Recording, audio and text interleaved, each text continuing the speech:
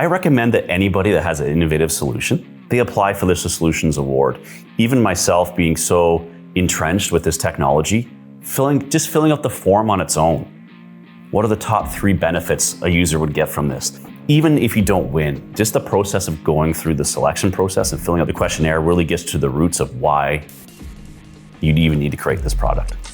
Well, our solution is relevant to the community because we've built something that formerly was 2 technologies siloed together into one. And now was the time combining artificial intelligence, IoT, and with the advancements of ultrasound that we're trying to lead, was the perfect time for us to make this venture into connected solutions and apply for the Solutions Award.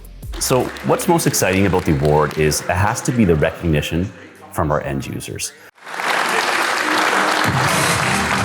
Thank you. I think this serves as a testament to our core value of our relentless pursuit for customer excellence. The reality is, and I think this goes back to, I believe it was Thomas Edison, but it could be Henry Ford, around if you were to ask the customers what they wanted, they would want faster horses. But the reality is, it wasn't us in a boardroom coming up with the solutions. It was consistent improvement from our customers asking us to develop a solution like this. And the minute we've accepted this award, we've heard things like, we knew this was coming. We knew you guys could do it. And very honestly, some of them were it's about time you guys did this.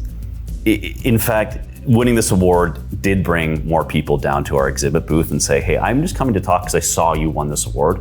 What is it about? We're going to use this award really 2 ways. One is in the external, from a customer point of view. This does give a proven validation that our solution is innovating and is going to change the market. But most importantly, I think what it's going to do is it's going to give those that don't get to stand on the stage like I do and talk in front of this camera, recognition that they have built something.